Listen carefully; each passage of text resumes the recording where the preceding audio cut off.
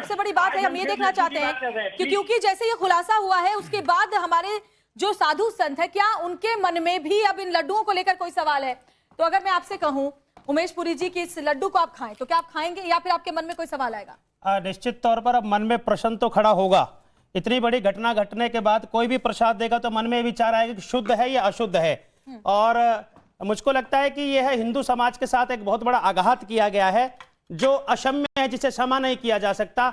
1 महीने पूर्व की घटना है कि मेरे पास तिरुपति बालाजी का प्रसाद आया, मैंने ग्रहण किया और बहुत सारे लोगों को मैंने दिया, लेकिन इस घटना के बाद ऐसा लगता है कि भाई पैरों तले जमीन हमारी खिसक गई कि इतने बड़े मंदिर में किस प्रकार का प्रपंच कर देखिए, बात हिंदू आघात तो हुआ ही हुआ, हमारी श्रद्धा और आस्था पर आघात तो हुआ ही हुआ, लेकिन प्रश्न ये है किस मानसिकता से वो षड्यंत्रकारी शक्तियां, विरुद्धकारी शक्तियां, उनकी योजना क्या थी, वो करना क्या चाह रहे थे, वो चिंता की बात है। वो लोग कौन बैठे थे? और जगन मोहन रेड्डी के शासनकाल के अंदर भाई मुख्यमंत्री जिम्मेदार है, उस शासन का मुख्यमंत्री जिम्मेदार होगा। जगन मोहन रेड्डी के शासनकाल में जो वहां के बोर्ड का अध्यक्ष बना था वो क्रिश्चियन था। एक हिंदू धर्म स्थल पर क्रिश्चियन अधिकारी क्यों आया, किस योजना से आया? सरकार की जांच में यह खुलासा हुआ है। मुझको लगता है कि दंडात्मक कार्रवाई होनी चाहिए, अक्षम्य है, क्षमा करने योग्य नहीं है। अमनगिरी, कोंडा राजीव गांधी की बातें आपको समझ में आई? मेरे को तो बिल्कुल समझ नहीं आई। हिंदू धर्म का विरोधी जगन मोहन रेड्डी जिस तरीके से सरकार चला रहा था, जिस तरीके से मंदिर तोड़ रहा था, जिस तरीके से मंदिर की प्रतिमाओं को चोरी करवा रहा था, जिस तरीके से प्रसाद में मीट मिलवा रहा था, यह क्या क्षमा योग्य है? इसके लिए क्या हमें इसे क्षमा करना चाहिए?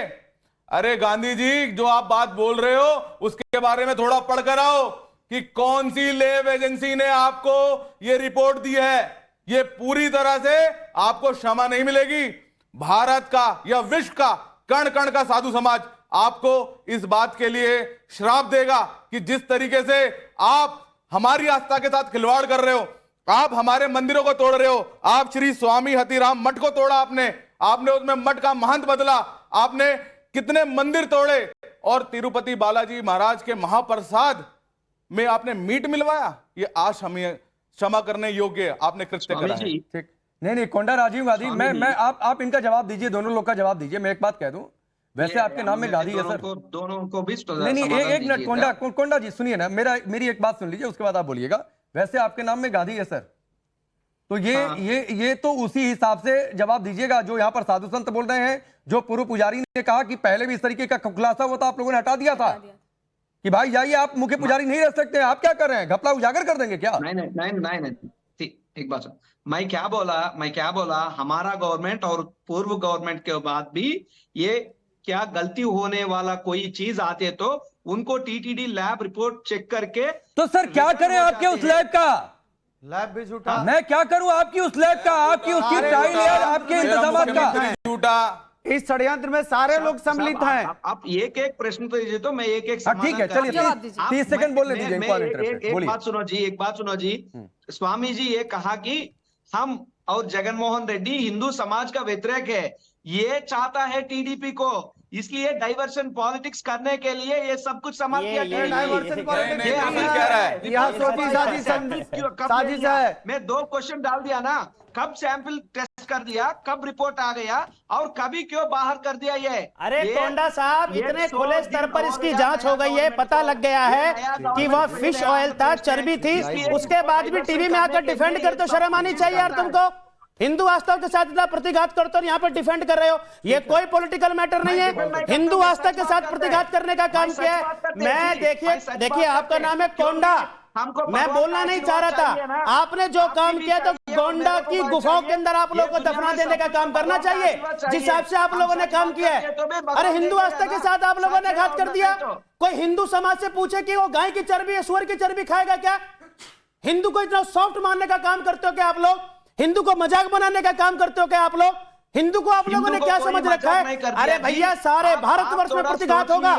और मैं तो कह रहा हूं चैनल के माध्यम से कि आंध्र प्रदेश का जितना भी हिंदू है, आप लोगों का प्रतिकार करना चाहिए। चुनाव जितने लोग आपको चुनाव है, आप लोगों का अस्तित्व खत्म होना चाहिए।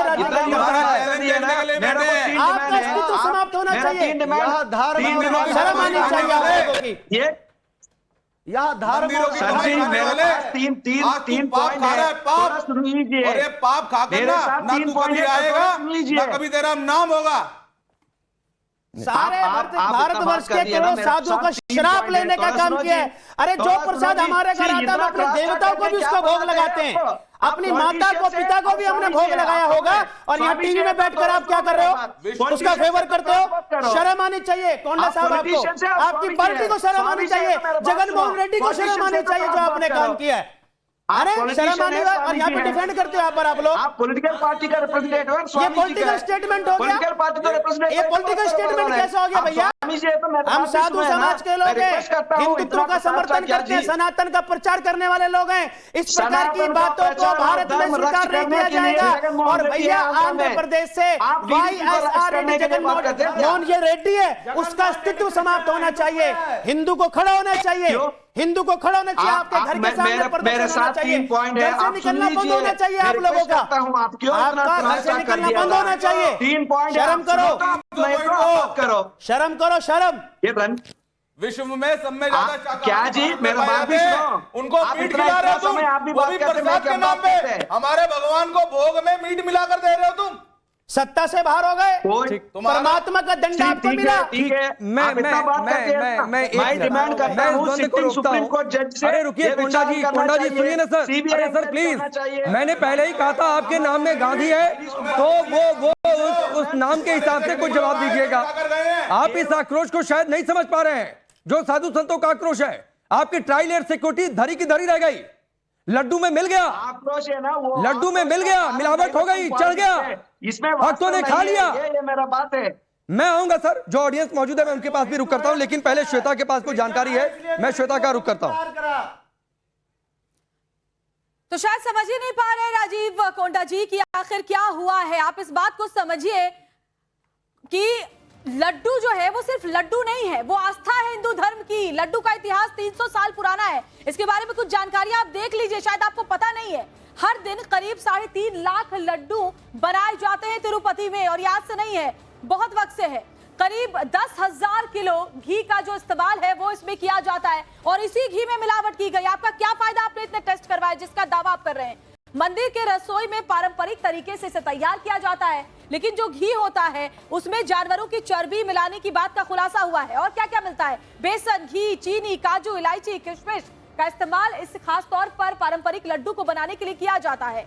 बनाने का जो तरीका है वो बहुत सीक्रेट है, और सिर्फ कुछ ही रसोइयों को पता है, वही खास तौर पर इन लड्डुओं को बनाते हैं। मंदिर के करीब 200 ब्राह्मण इन लड्डुओं को बनाते हैं। उनके साथ भी उनके आस्था पर भी आघात है। वो ब्राह्मण अपने हाथों से, सोचिए, बीफ की चर्बी, सुअर की चर्बी मिला रहे हैं उस लड्डू में, और उसे भोग भी लगा रहे हैं। ये हर किसी के साथ विश्वासघात है। और वाकई ये जो लड्डू है जिसे अभी तक हम पवित्र समझकर खा रहे थे, उसमें ये जो जांच रिपोर्ट सामने आई है उसने बहुत बड़ा कुठाराघात किया है हर किसी की आस्था पर। ठीक है, तो श्वेता ने यह जानकारी दी, और इससे पहले मैं कि स्टूडियो में मौजूद ऑडियंसेस का रुख करूं, कुछ पॉलिटिकल रिएक्शंस आई हैं, राजनीतिक प्रतिक्रियाएं हैं, पहले वो सुनिए। भारतीय जनता पार्टी और वहाँ की सरकार दोनों एक साथ खड़ी है। भारतीय जनता पार्टी को ना बीफ से दिलचस्पी है, ना धर्म से दिलचस्पी है। भारतीय जनता पार्टी देश के लोगों के जज्बात के साथ खिलवाड़ करती है। अगर बीफ की चर्बी ऐसे पवित्र जगह पर मिला के लड्डू बनाए जा रहे हैं, मैं कहूँगा प्रधानमंत्री को इस्तीफा देना चाहिए, मुख्यमंत्री को इस्तीफा देना चाहिए। ये तो करोड़ों लोगों की आस्था का सवाल है। तिरुपति के मंदिर में भक्तों को बांटे जाने वाले प्रसाद में जिस प्रकार से अपवित्र पदार्थों के शामिल करने की सूचना मिली है, पूरा हिंदू समाज इससे बड़ा व्यथित है, बहुत आहत है।